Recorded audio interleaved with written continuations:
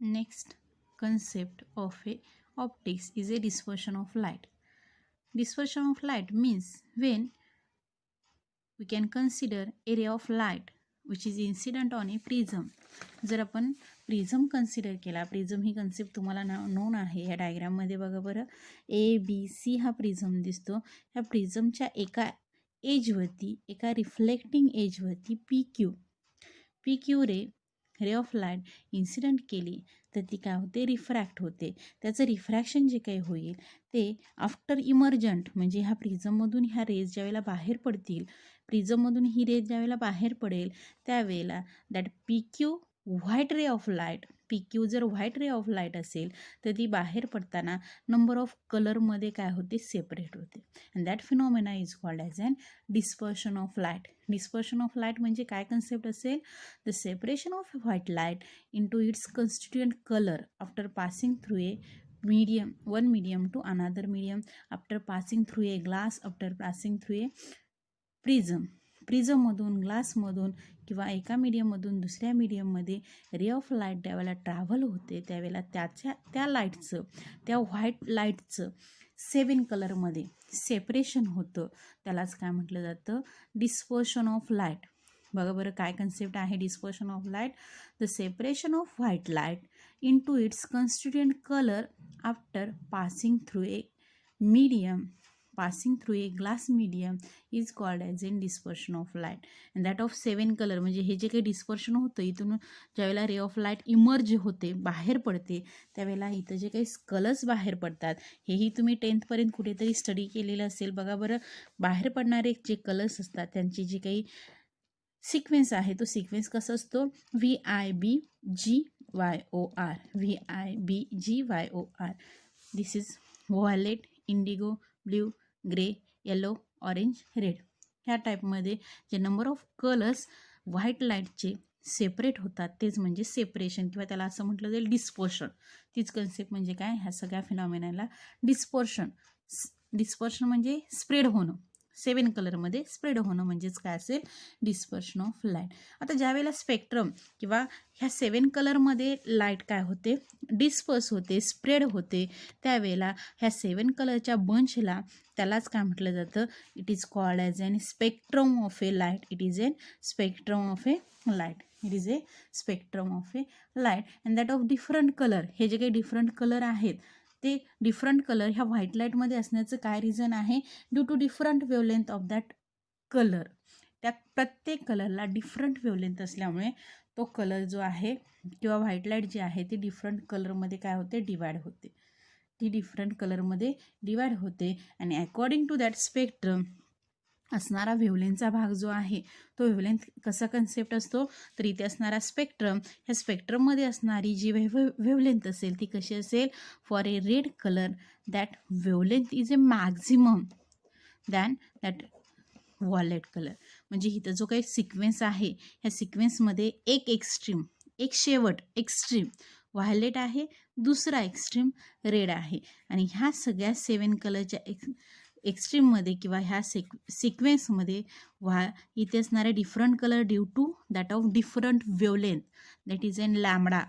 ह्या जे साईन आहे ह्याला काय म्हटलं जातं, वेवलेंथ. लॅम्बडा ही कन्सेप्ट झाली असेल. बघा बरं, that lambda for red colour, wavelength for a red colour is a maximum than wavelength for violet colour.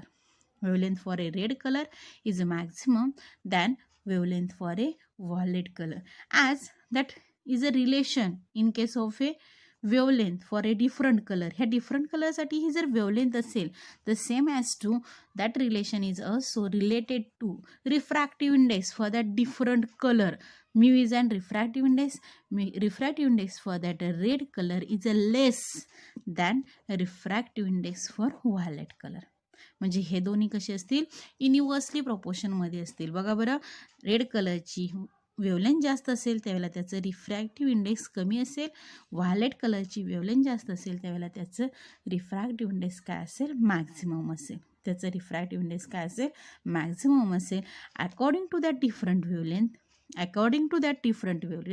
that white ray of light is a disperse into that 7 color. ह्या different वेवलेंथमुळे ही white light ही 7 कलरमध्ये काय होते, spread होते. That phenomena is called as an dispersion of light. हीच concept म्हणजे काय असेल, dispersion of a light. After that next concept is an prism and prism formula. आपल्याला पुढचा नेक्स्ट पॉईंट घ्यायचा आहे तो म्हणजे prism and prism formula. Prism formula घेण्यापूर्वी आपल्याला what is an prism, prism ही काय कन्सेप्ट आहे ही पहिल्यांदा काय असायला हवी, नोन असायला हवी. बघा बरं, प्रिझम म्हणजे काय कन्सेप्ट असते. प्रिझम ही जर जस्ट आपण फिजिकली किंवा फिजिक्समध्ये ऑप्टिक्समध्ये जर प्रिझम डिफाईन करायचे म्हटले तर प्रिझमची असेल ती डेफिनेशन काय असेल, ए wedge shaped triangular transparent block having a 3 rectangular planes and 2 triangular planes is called as a prism. बघा बरं, इथं डायग्राममध्ये जी काही कन्सेप्ट दिसते याला काय म्हटलं जातं, प्रिझम म्हटलं जातं. ह्याच्यामध्ये काय कन्सेप्ट आहे, it is an wedge shaped. Wedge shaped म्हणजे ज्याला असं म्हटलं जातं पाचर जशी म्हणजे कोणताही भाग फिक्स करण्यासाठी पाचर जी ठोकली जाते तो कन्सेप्ट. त्या टाईपमध्ये असणारी एक ट्रान्सपरंट ब्लॉक, ह्या टाईपमध्ये असणारा काय असेल, एक ट्रान्सपरंट ब्लॉक ज्याच्यामध्ये 3 रेक्टँग्युलर फेसेस, 1 2 आणि हा खाली बेसचा असणारा 3 रेक्टँग्युलर फेसेस अँड 2 ट्रायंग्युलर, हा ABC आणि DEF हे ट्रायंग्युलर, असे 2 ट्रायंग्युलर आणि 3 rectangular transparent wedge shaped block जो असेल, ट्रान्सपरंट ब्लॉक जो असेल त्याला काय म्हटलं गेलं, it is an a prism. बघा प्रिझमची डेफिनेशन आपण जी आहे ती अशी केली जाते, a wedge shaped triangular transparent block having a 3 rectangular planes and 2 triangular planes is called as an prism. Then ही असणाऱ्या प्रिझममध्ये बघा बरं, जो काही प्रिझमचा भाग हा कन्सेप्ट किंवा प्रिझम ही आधी तुम्ही प्रॅक्टिकलला कुठेतरी पाहिलं असेल. प्रिझम ही कन्सेप्ट तुम्हाला नोनही असेल, पण ह्या प्रिझममध्ये नंबर ऑफ जे काही पार्ट्स असतात ते पार्ट्स आपल्याला जस्ट इथे आपण इंट्रोड्यूस करू. बघा बरं काय कन्सेप्ट असतील, तर ज्यावेळेला आपण असं कन्सिडर करतो की इथे असणारा प्रिझमला 3 रेक्टँग्युलर प्लेन्स आहेत, ह्याला 3 रेक्टँग्युलर प्लेन्स आहेत. कोणते बघा बरं दिसतात का, BADE हा एक रेक्टँग्युलर आहे, ACDF हा एक रेक्टँग्युलर आहे आणि BCEF हा एक रेक्टँग्युलर. 3 रेक्टँगल जे आहेत ते 3 rectangle, out of that 3 rectangle त्या ठिकाणी असणाऱ्या 3 रेक्टँग्युलरपैकी 2 रेक्टँग्युलर काय असतात, that 2 sides that plane surface incline to each other. म्हणजे इथे असणारे 2 बघा बरं एकमेकाला इन्क्लाइन आहेत, हा आणि हा एकमेकाला इन्क्लाइन आहे, हा आणि बेसमधला एकमेकाला इन्क्लाइन आहे, हा आणि बेसमधला इन्क्लाइन आहे. ज्या वेळेला हे असे इन्क्लाइन असतील त्यावेळेला the angle between the 2 planes surfaces is called as a refracting angle. बघा बरं, इथे असणारा डीच्या ठिकाणी, डी ह्या पॉईंटला असणारा अँगल जो आहे त्याला रिफ्रॅक्टिंग अँगल म्हटलं जाईल, किंवा ॲट ए पॉईंट ए ह्या ठिकाणी असणारा अँगल जो आहे त्याला रिफ्रॅक्टिंग अँगल असं म्हटलं जाईल. रिफ्रॅक्टिंग अँगल म्हणजे काय कन्सेप्ट आहे, it is the angle between 2 plane surfaces incline to each other. 2 surface incline आहेत एकमेकाला, त्या दोन्हीच्या मधला जो अँगल आहे, अँगल ऑफ रिफ्रॅक्टिंग किंवा अँगल ऑफ रिफ्रॅक्शन जो प्रिझमसाठी असेल. ठीक आहे, 2 जे काही प्लेन सरफेसेस आहेत जे इन्क्लाइन टू इच अदर आहेत त्या दोन्हीच्या मधला अँगल म्हणजे काय असेल, it is called as an angle of refraction. Then the line passing along the refracting surfaces, ह्या दोन्हींना जोडणारी जी लाईन आहे, ह्या दोन्हींना 2 प्लेन सरफेसेसला 2 रेक्टँग्युलर प्लेन सरफेस जे इन्क्लाइन आहे त्यांना जोडणारी जी काही लाईन आहे, the line along with the refracting surface meet to each other is called as an refracting edge of a prism. त्याला काय म्हटलं जातं, रिफ्रॅक्टिंग एज. बघा इथे नोट डाऊन केलेलं आहे मी, रिफ्रॅक्टिंग एज. रिफ्रॅक्टिंग एज म्हणजे काय कन्सेप्ट असेल, it is the line in between 2 inclined surfaces, 2 inclined rectangular surfaces, 2 inclined असणाऱ्या रेक्टँग्युलर सरफेसेस मधली लाईन म्हणजेच काय असेल, refracting edge. And the section or the face opposite that refracting edge, ह्या refracting एजच्या opposite असणारा जो काही रेक्टँग्युलर फेस आहे कोणता, इथे बघा डायग्राममध्ये दिसतो BCEF. BCEF हा शेवटचा खालचा असणारा बघा बरं, the face opposite to that refracting edge is called as an base, is called as an base of a prism, is called as an base of a prism. आणखीन वन ऑफ दी कन्सेप्ट इथे आहे, a section passing perpendicular to that refracting surface. जर तुम्ही एक plain घेतलं जे ह्या refracting एजला काय केलं, परपेंडिक्युलर केलं किंवा परपेंडिक्युलर पास केलं, त्यावेळेला that section is called as an principal section of a prism. किंवा तो प्रिन्सिपल सेक्शन ABC आपण म्हणू शकतो, DE आपण म्हणू शकतो. बघा बरं, प्रिन्सिपल सेक्शन म्हणजे काय असेल, a section perpendicular to the refracting edge, a section perpendicular to the refracting edge म्हणजे हा सेक्शन, हा सेक्शन किंवा हा सेक्शन किंवा इन बिटवीन इथं कोणताही सेक्शन घेतलं, कोणता section perpendicular to that refracting edge is called as an principal section of a prism. हे बेसिक कन्सेप्ट आहे प्रिझमच्या, प्रिझमच्या असणाऱ्या बेसिक कन्सेप्ट आहेत.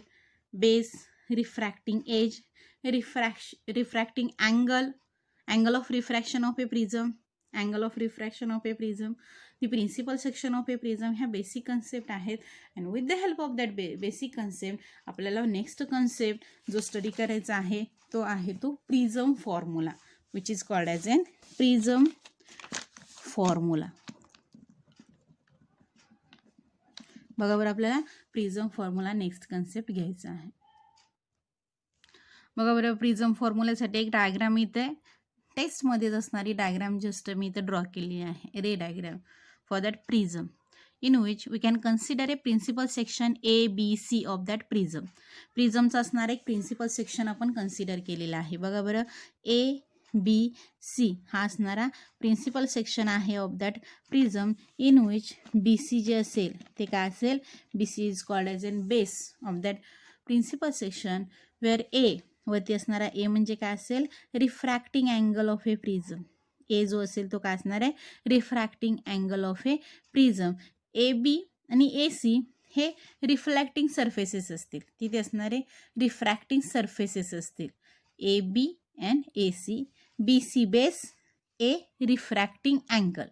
Then when we can incident ray of a light, इथे आपण रे ऑफ लाईट काय करणार, इन्सिडेंट करणार. बघा बरं, इथे जे आहे, इथे जी काही डायग्राम दिसते का तुम्हाला डायग्राम, तर डायग्राममध्ये PQ इथे सुरुवातीला एका ABच्या फेसवरती, एका ABच्या फेसवरती PQ रे ऑफ लाईट ही काय केली, इन्सिडंट केली. ठीक आहे, PQ रे ऑफ लाईट ज्यावेळेला इन्सिडंट होईल त्यावेळेला at the point of incidence on that face, या फेसच्या ठिकाणी जिथे रे ऑफ लाईट इन्सिडंट झालेले तिथं आपण काय केला, MD हा नॉर्मल ड्रॉ केला, M आणि D हा नॉर्मल ड्रॉ केला. नॉर्मल ही कन्सेप्ट तुम्हाला माहीत आहे, which is perpendicular to that plane, ह्या प्लेनला परपेंडिक्युलर असणार. ठीक आहे, हा PQ इन्सिडंट रे आहे तो पुन्हा आपण काय केला, इन्सिडंट रे त्याच्या ओरिजिनल पाथमध्ये QP' असं पुढे काय केला, एक्सटेंड केला. ह्या डॉटेड लाईननी काय जो आहे तो एक्सटेंडेड किंवा जी काही इन्सिडंट रे आहे ती ही डॉटेड लाईन दाखवते, किंवा original path of A incident ray is an QP'. QP' जी आहे ती ओरिजिनल पाथ ऑफ इन्सिडंट रे, म्हणजे PQ इन्सिडंट झाला सॉलिड जिथंपर्यंत आहे तो.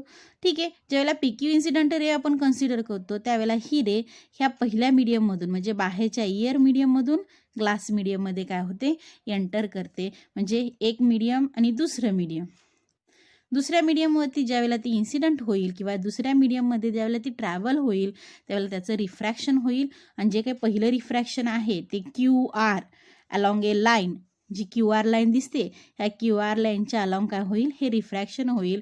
त्यावेळेला नॉर्मल बरोबर असणारा अँगल जो आहे R1, this is the angle of refraction for first refraction.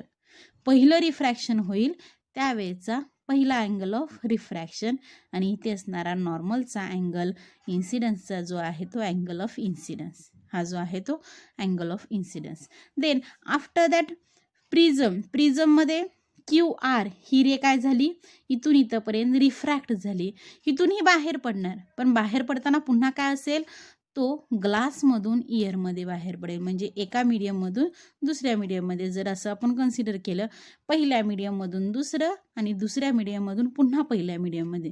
म्हणजे इथून इथे येताना पहिल्या मीडियममधून दुसऱ्या मीडियममध्ये येताना एक रिफ्रॅक्शन होईल आणि दुसऱ्या मीडियममधून पहिल्या मीडियममध्ये पुन्हा येताना दुसरं रिफ्रॅक्शन होईल. That of R2 is the angle of refraction for second refraction. R2 second refracting angle असेल. आणि ज्यावेळेला रे इथून इमर्ज होईल, बाहेर पडेल, त्यावेळेला RS अलॉंग RS ती रे काय होईल, इमर्जंट रे असेल. And that makes an angle E, emergent angle E for with a normal. Normal बरोबर जो असणारा अँगल ऑफ इमर्जंट असेल तो E असेल. अगेन इथे सुद्धा बघा RS जी आहे ती इमर्जंट रे आहे आणि त्याची असणारी पुन्हा रे मी पुन्हा एक्सटेंड केली बघा बरं, R पासून S डॅशपर्यंत. ठीक आहे.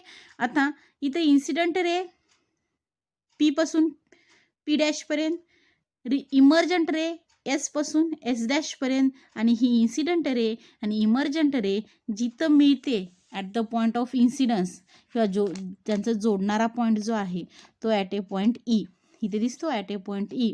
And the angle between that incident ray, angle between that original path of incident ray and emergent ray is called as an angle of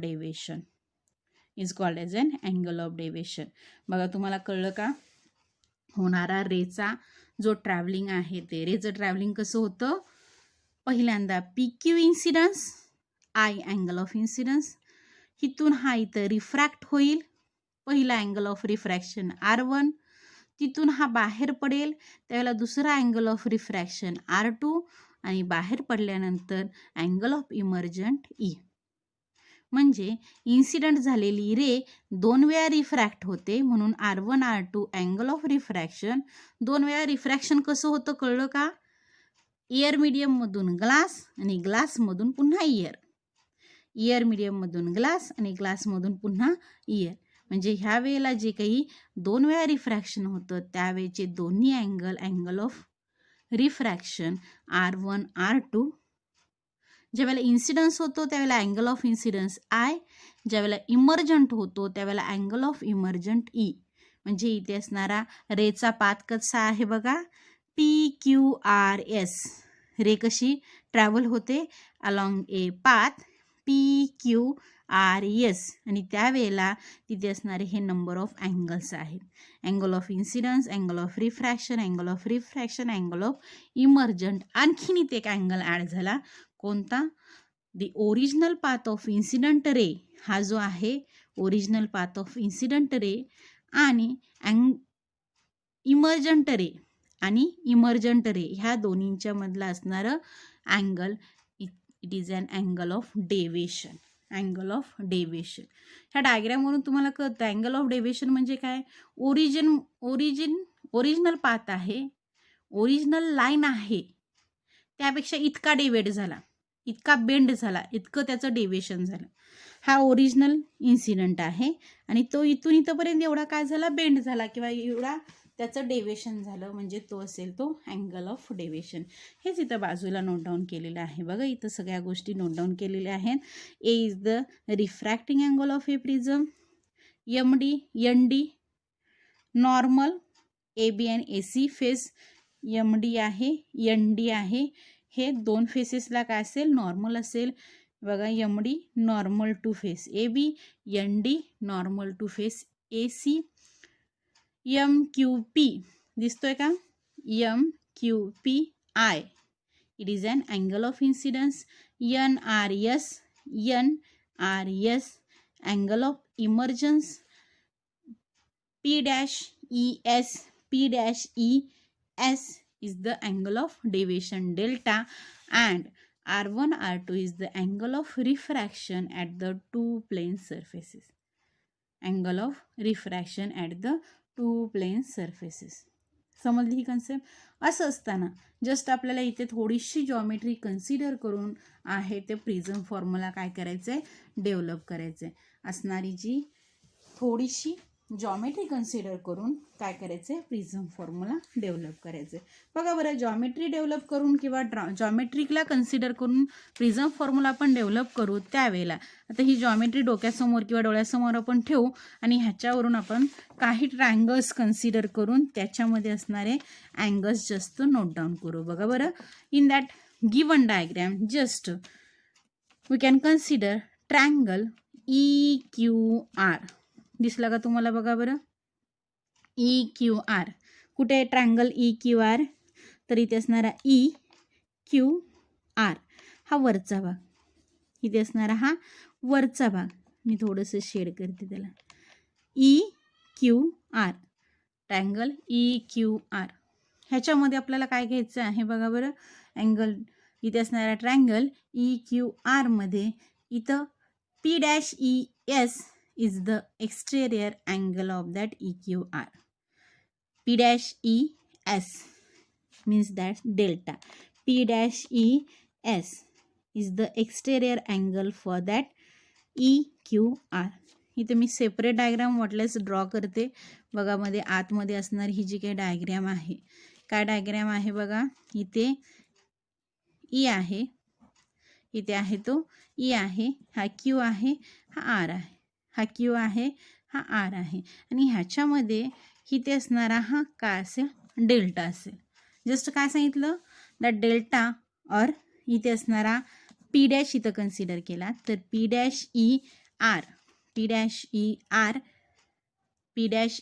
किंवा इथं पुन्हा त्याला S घेतलं म्हणून P'(ES) इज द एक्सटेरियर, बाहेरील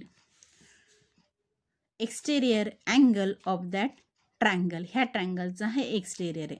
हा जर एक्सटेरियर असेल तर आपल्याला काय करता येतं?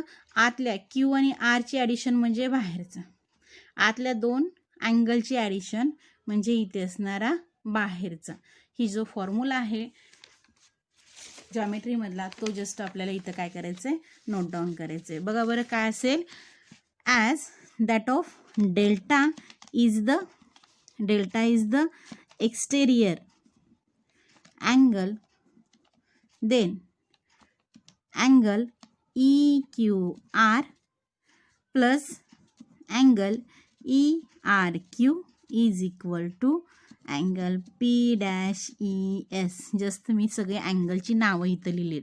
बघा बरं, EQR म्हणजे हा, ERQ म्हणजे हा अँगल, ह्या दोन्हींची ॲडिशन म्हणजे हा बाहेरचा.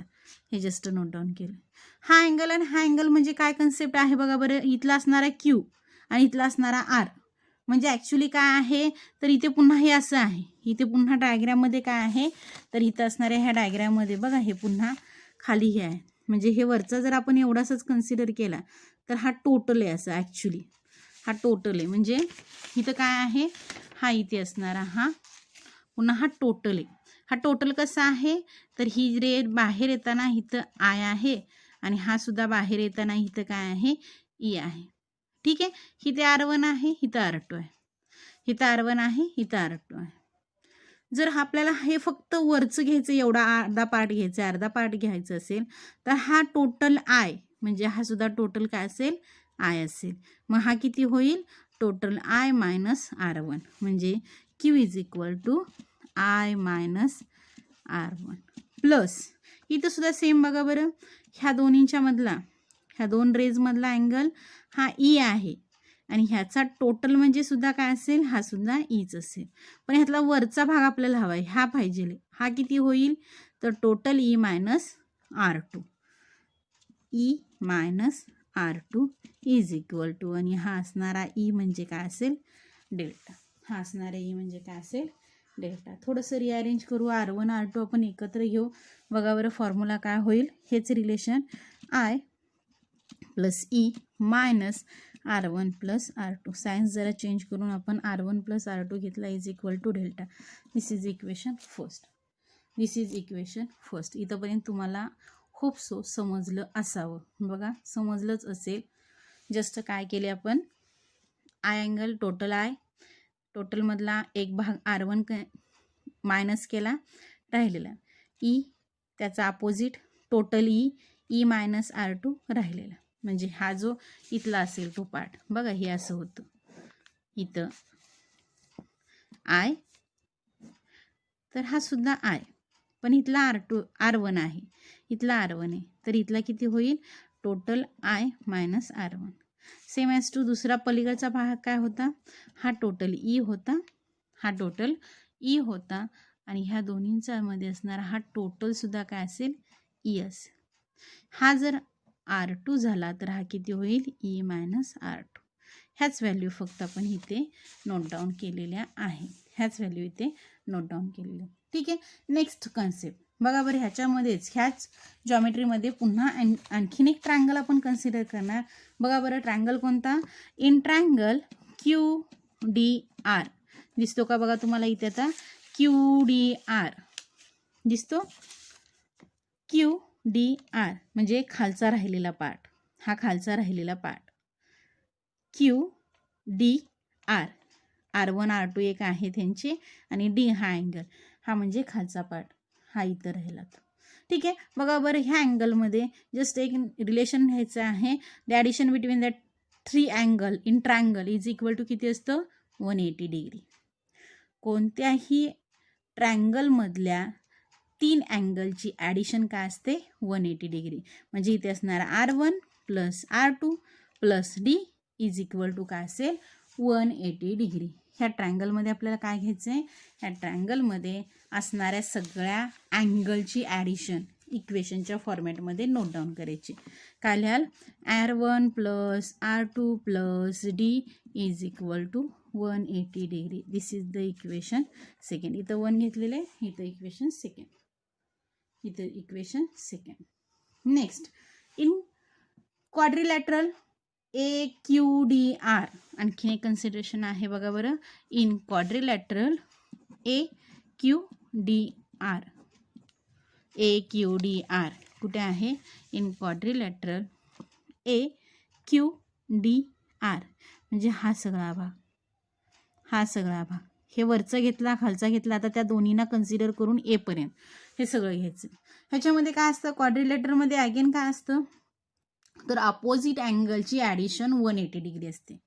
अपोजिट अँगलची ॲडिशन काय असते 180 डिग्री घ्यायची. म्हणजे आपल्याला घ्यायचं आहे angle A plus D is equal to 180 degree, angle A plus angle D is equal to 180 degree. बघा बरं, A plus D is equal to 180 degree, किंवा ए प्लस हा डी घेण्यापेक्षा हा डी, बरं ठीक आहे, A plus D is equal to 180 degree. This is equation third, this is equation third. According to that equation second and third, इथे असणारं दुसरं इक्वेशन आणि तिसरं इक्वेशन बघा बरं, हा इज इक्वल टू 180 डिग्री RHSला आहे is equal to 180 degree RHS, म्हणजे RHS इक्वल असतील तर इथे असणारे LHS सुद्धा काय असतील इक्वलच असतील. म्हणजे हेच असणारं इक्वेशन काय होईल, from equation second and third, as the RHS are equal then LHS is also equal, means R1 plus R2 plus D is equal to A plus D, R1 plus R2 plus D is equal to A plus D, म्हणजे ह्याच्या equal to हे असेल. ठीक आहे. इथे असणारा LHS मध्ये D आहे, RHS मध्ये D आहे, दोन्हीच्या साईडचं D कॅन्सल केला तर फॉर्म्युला राहील R1 plus R2 is equal to A, R1 plus R2 is equal to A. This is the equation number 4. हा आपण इक्वेशन नंबर 4 कन्सिडर करू. The value of that R1 plus R2, ही जी 4 इक्वेशनमध्ये असणारी value आहे R1 plus R2, ही equation फर्स्टमध्ये आपल्याला substitute करायची, equation फर्स्टमध्ये substitute करायची. Substitute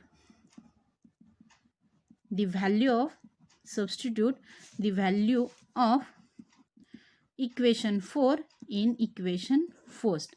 4 ची व्हॅल्यू काय करायची फर्स्टमध्ये सबस्टिट्यूट करायची. बघा इथं आपण काय करणार, I plus E minus R1 plus R2, इथे काय घेणार ए घेणार, म्हणजे फॉर्म्युला काय होईल I plus E minus A is equal to delta, is equal to delta, किंवा हेच रिलेशन आपण असंही लिहू शकतो I plus E is equal to A plus delta. This is the equation This is the equation number 5 and this is the relation between number of angles in that prism. प्रिझममध्ये ray of light जर refract झाली तर त्यावेळेला असणाऱ्या सगळ्या अँगलमधलं relation आहे. Angle of incidence, angle of emergent, refracting angle of a prism and angle of deviation. This is the angle between or the relation between different angle in that prism. प्रिझममध्ये असणाऱ्या different angles असणारे हे काय आहे, relation आहे. This is the I is equal I plus E is equal to A plus delta. Then आपण जर ह्याचा फॉर्म्युला किंवा ह्याचा असणारा ग्राफ ड्रॉ केला ह्याच इक्वेशनचा किंवा इथे असणारे ह्या रिलेशनवरून that of angle of incidence or angle of deviation is depends on angle of incidence. angle of deviation जे आहे, angle of deviation जे आहे ते कशावरती डिपेंड असेल, angle of incidence वरती. कारण angle of refraction for a given prism constant असेल, हा कॉन्स्टंट असेल, मग ह्याचं व्हेरिएशन इन्सिडन्स बदलला, इमर्जंट बदलेल ॲज वेल ॲज डेल्टा किंवा डेविएशनसुद्धा बदलेल. Means angle of deviation is depends on angle of incidence. Angle of deviation is depends on angle of incidence. म्हणजे इन्सिडन्स कसा ठेवता तसं डेविएशन होईल, इन्सिडन्स कसा ठेवता तसं डेविएशन होईल. हे तुम्हाला पडतं का बघा बरं. इन्सिडन्स कसा ठेवता तसं डेविएशन होईल. म्हणजे फॉर एक्झाम्पल आपण जस्ट प्रिझम कन्सिडर केला, अँगल ऑफ इन्सिडन्स किती आहे, एवढा आहे, त्यावेळेला हे डेविएशन असं होईल. अँगल ऑफ इन्सिडन्स हा दुसरा ठेवला तर डेविएशन हे वेगळं होईल. अँगल ऑफ इन्सिडन्स हा तिसरा ठेवला तर डेविएशन वेगळं होईल. अँगल ऑफ इन्सिडन्स हा चौथा ठेवला तर डेविएशन वेगळं होईल. म्हणजे angle of deviation is depends on angle of incidence. And if we can draw the graph between that delta and I मधला जर ग्राफ आपण ड्रॉ केला तर तिथं ग्राफचं जे काही नेचर येईल, जे ग्राफचं नेचर येईल ते बघा बरे मी इथं ड्रॉ केलेलं आहे. ग्राफचं नेचर जे येईल ते ह्या टाईपमध्ये असेल, ग्राफचं नेचर येईल ते ह्या टाईपमध्ये असेल. This is the graph between delta and I. Delta आणि आय मधला हा ग्राफ असेल. इथे असणाऱ्या डेल्टा आणि आय मधला ग्राफ कसं असेल बघा बरं. आयची व्हॅल्यू जर डिक्रीज झाली, आयची व्हॅल्यू जर डिक्रीज झाली बघा बरं, किंवा आयची व्हॅल्यू इनक्रीज झाली, पहिली, दुसरी, तिसरी, चौथी, पाचवी, सहावी, सातवी, म्हणजे आय आपण इथं 1 घेतला, हा 2 असेल, हा 3 असेल, हा 4, 5, 6, ह्या अँगल ऑफ इन्सिडन्सच्या व्हॅल्यू काय होतील, इनक्रीज होतील.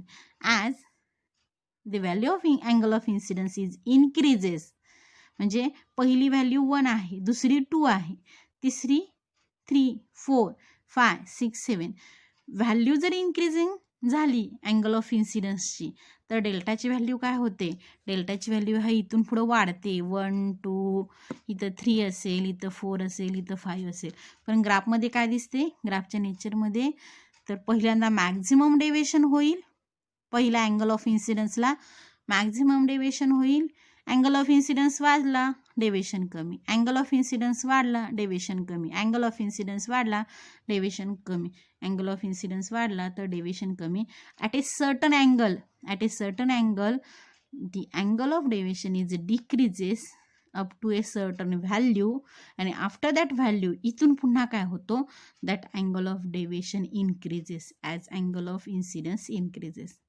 अँगल ऑफ इन्सिडन्स वाढवला की इथून पुन्हा अँगल ऑफ इन्सिडन्स पुन्हा काय होतो, वाढत राहतो किंवा वाढताना दिसतो. This is the nature of a graph in between the graph between angle of incidence I and delta. हे जे ग्राफचं नेचर आहे ते. आणि ह्या ग्राफच्या नेचरवरून तुम्हाला कसं दिसतं बघा बरं. तर एका व्हॅल्यूला सपोज इथं 2 आहे, डेल्टाची व्हॅल्यू 2 आहे, तर इथे असणाऱ्या अँगल ऑफ इन्सिडन्सच्या व्हॅल्यू काय असतील, 2 व्हॅल्यू असतील. म्हणजे अँगल ऑफ इन्सिडन्सच्या 2 व्हॅल्यूजला एक डेल्टा असेल किंवा अँगल ऑफ एक डेविएशन असेल, अँगल ऑफ एक डेविएशन असेल. आता ज्या वेळेला इथं दिसतं अँगल ऑफ डेल्टाच्या व्हॅल्यू किंवा डेविएशन कमी कमी होतं, डेल्टा कमी होतो आणि तिथून पुन्हा वाढतो.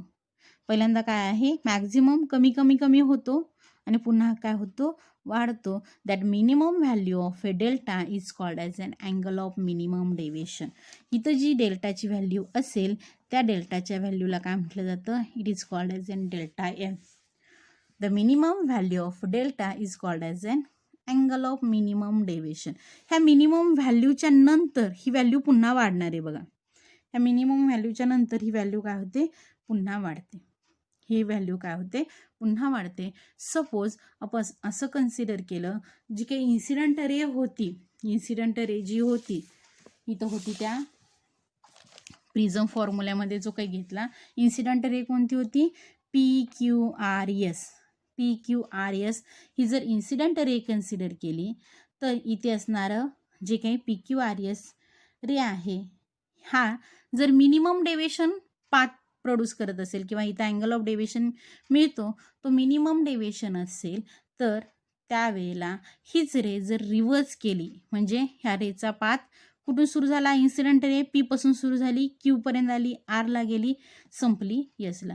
सपोज आपण पाथ रिव्हर्स केला म्हणजे काय केलं, रे of light is incident from SRQP. SRQP ह्या वेळेला सुद्धा जर मिनिमम डेविएशन इथं प्रोड्यूस झालं, त्यावेळेला इथे असणारा दॅट ऑफ QR रिफ्रॅक्टेड रे दोन्ही वेळेला सेम असेल. म्हणजे इथून इथं जाताना आणि इथून बाहेर पडताना हेच रिफ्रॅक्शन, इथून इथे जाताना आणि इथून बाहेर पडताना रिफ्रॅक्शन कुठलं आहे, QR हेच रिफ्रॅक्टेड रे आहे. दोन्ही वेळेला for a minimum angle of deviation that refracted ray is parallel to that base of a prism. हा BC जो बेस आहे प्रिझमचा त्याला काय असेल, ही असणारी QR रे काय असेल, पॅरलर असेल. कधी, हा डेल्टा मिनिमम झाला तर. Angle of deviation is a minimum, angle of deviation is a minimum, then refracted ray is a parallel to that base of a prism. Refracted ray is a parallel to that base of a prism. आणि त्या reverse असणाऱ्या रेसाठी आता इथं असणारे angle सुद्धा reverse होतील. म्हणजे हा इन्सिडंट रे झाला SR, जर इन्सिडंट रे झाला तर ह्या ई काय होईल, आय होईल. इन्सिडंट रे काय होईल, इमर्जंट होता तो. बघा बरं, for that reverse ray of light, ह्या रिव्हर्स रे ऑफ लाईटसाठी काय होईल, अँगल ऑफ इमर्जंट म्हणजेच आता पुन्हा कन्सिडर केलेला angle of incident.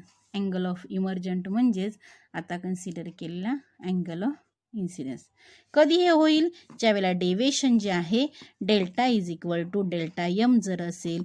If delta is equal to delta m, then that E angle of emergent is equal to angle of incidence. Angle of emergent is equal to angle of incidence. असं जर झालं तर बघा बरं, ही रे आणि ही ray म्हणजे QR is parallel to BC, म्हणजे इथे असणारे R1 R2 काय होतील, इक्वल होतील. Means at that condition that of R1 is equal to R2 is equal to just we can consider as an R. Just आपण त्याला R consider केलं, ह्या व्हॅल्यूला काय केलं, R कन्सिडर केलं. For minimum deviation D is equal to delta M, emergent angle is equal to angle of incidence, and that of two refracting angles are equal. R1 is equal to R2 is equal to just say R. Then that value is substitute in that equation 5. 5 मध्ये ह्या सगळ्या value आपण काय करणार, substitute करणार. बघा बरं काय होईल, I ॲज इट इज आहे. ई साठी काय पुन्हा सबस्टिट्यूट करायचा, आय आहे तसा ठेवला. ई साठी काय सबस्टिट्यूट करायचा, आय सबस्टिट्यूट करायचा. ए साठी ए प्लस डेल्टासाठी काय सबस्टिट्यूट करायचा, डेल्टा एम सबस्टिट्यूट करायचा. I plus I it is an to I is equal to A plus delta M, and I is equal to just I is equal to काय असेल, ए plus delta M, आणि हा 2 जो आहे तो डिवायडेशनला असेल. This is the I. They similarly just आपल्याला आणखीन एक रिलेशन माहीत आहे, इक्वेशन नंबर 4. बघा बरं, इक्वेशन नंबर 4 काय आहे, R1 plus R2 is equal to A. पण फॉर मिनिमम डेविएशनसाठी आपण काय म्हणतो, R1 is equal to R2 is equal to R. म्हणजे काय असेल, for minimum deviation R1 R असेल, R2 R असेल, आणि इज इक्वल टू इथे आहे तो A. This is from equation 4. This is from equation 4. R1 साठी R सबस्टिट्यूट केला, R1साठी R सबस्टिट्यूट केला, दुसऱ्या R2साठी R सबस्टिट्यूट केला, तर ते R plus R is equal to काय असेल, ए असेल. R plus R is equal to A असेल. बघा R plus R it is and 2R is equal to A and just R is equal to A by 2. This is the value of R. Substitute that values of I and R in Snell's equation. जो काही Snell's law आहे, Snell's लॉमध्ये आपण काय करणार आहे, Snell's लॉमध्ये ह्या आयची आणि आरची व्हॅल्यू काय करायचे, सबस्टिट्यूट करायचे. स्नेल्स लॉ काय आहे, N is equal to or it may be mu is equal to sin of I divided by sin of R. Sin of I divided by sin of R. I आणि आरच्या ठिकाणी आपण काय करणार, ह्या values substitute करणार. Means mu is equal to sine of A plus delta M divide by 2 divide by sine of A by 2. That formula is called as an prism formula. हाच formula म्हणजे काय असेल, this is known as an prism formula.